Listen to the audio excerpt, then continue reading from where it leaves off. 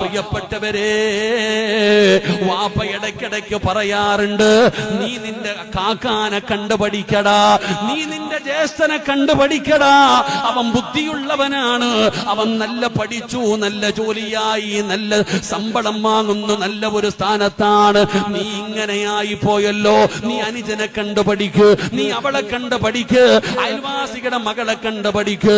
ഇങ്ങനെ മക്കളോട് പറയുന്ന മാതാപിതാക്കള് അതിലൂടെ നിന്റെ മക്കള് രക്ഷപ്പെടുകയല്ല, അവരുടെ മനസ്സിന്റെ ഉള്ളിലേക്ക് വാശി കടന്നു വരികയാണ്, ദേഷ്യം കടന്നു വരികയാണ്. ഒരിക്കലും നിങ്ങൾ മറ്റുള്ളവരെ നോക്കി പറയരുത്. മാതാപിതാക്കൾ പറയും, വാപ്പ പറയും, നിന്റെ ജ്യേഷ്ഠനെ കണ്ടോടാ, അവൻ നല്ല പഠിച്ചു, നല്ല ജോലിയായി, നല്ല ശമ്പളം വാങ്ങുന്നു, നല്ല കുടുംബമായി, നീ ഇങ്ങനെ നടക്കുന്നല്ലോടാ. നിന്റെ അനിയനെ നോക്ക്, നിന്റെ അനിയനെ നോക്ക്, നിന്റെ അയൽവാസികളെ നോക്ക്.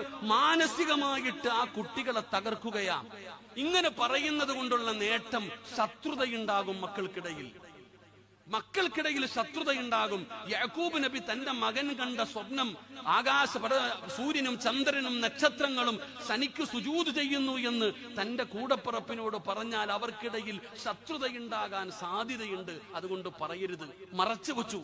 അത്രയും സൂക്ഷ്മതയോടുകൂടിയാണ് യാക്കൂബ് നബി മക്കളെ വളർത്തിയത്. എന്നിട്ടു പോലും എന്റെ പ്രിയപ്പെട്ടവർ, എപ്പോഴും നമ്മൾ പറയും, അവനെ കണ്ടുപഠിക്കുക, ഇവനെ കണ്ടുപഠിക്കുക, അവളെ നോക്ക്, അങ്ങനെ നോക്ക്, ഇങ്ങനെ നോക്ക്. ഇങ്ങനെയല്ല മക്കളെ സ്നേഹിക്കേണ്ടത്. അള്ളാഹു സ്നേഹിക്കാൻ ഭാഗ്യം തരുമാറാകട്ടെ. അള്ളാഹു മക്കളെ മനസ്സിലാക്കാൻ ഭാഗ്യം തരുമാറാകട്ടെ. ഏറ്റവും നല്ലവനെ നന്നാക്കുമ്പോഴല്ല, ഏറ്റവും മോശമായവനെ നന്നാക്കുമ്പോഴാ വാപ്പയാകുന്നത്.